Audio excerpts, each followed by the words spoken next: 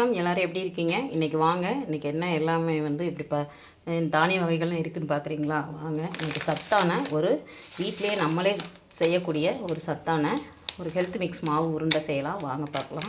இப்போ நான் 1/4 கிலோ வேர்க்கடலை எடுத்து வச்சுருக்கேன். அதில் 1/4 கிலோ பச்சைப்பயிறு, அதுக்கப்புறம் பார்த்திங்கன்னா நாட்டுக்கம்பு எடுத்து வச்சுருக்கேன் 1/4 கிலோ. அதுக்கப்புறம் இது வந்து தினை, அதுக்கப்புறம் வந்து குதிரைவாலி, அதுக்கப்புறம் வந்து அதுக்கப்புறம் பாருங்கள் முந்திரி 100 கிராம் வாங்கியிருக்கேன், கருப்பு உளுந்து வாங்கியிருக்கேன், அதுக்கப்புறம் வெள்ளைச்சோளம். இப்போ நம்ம வந்து ஒரு கிட்டத்தட்ட 10 வகையான இதை வச்சு நம்ம வந்து இன்றைக்கி ஒரு சத்து மாவு உருண்டை செய்ய போகிறோம். வாங்க பார்க்கலாம். பாருங்கள், நான் வந்து இதுக்கு வந்து நாட்டு சக்கரை சேர்க்காமல் தேன் ஊற்றி நான் செய்ய போகிறேன். அதுக்கு ஒரு சொட்டு வந்து நம்ம நெய் சேர்த்துக்கலாம்.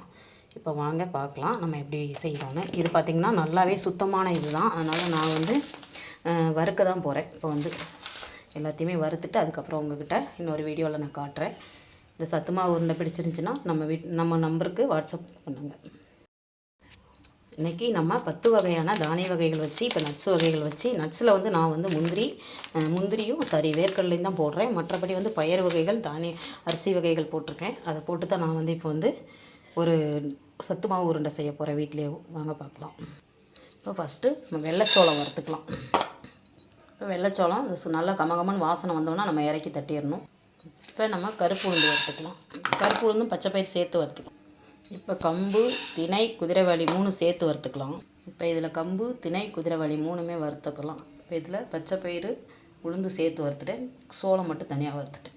இப்போ நட்ஸ் வகைகளில் வேர்க்கடலை, பாதாம், முந்திரி 3மே வறுத்துக்கலாம் ஒன்றா போட்டு. இப்போ இதில் வந்து முந்திரி, பாதாம், வேர்க்கடலை வறுத்து வச்சு எடுத்துக்கிறோம்.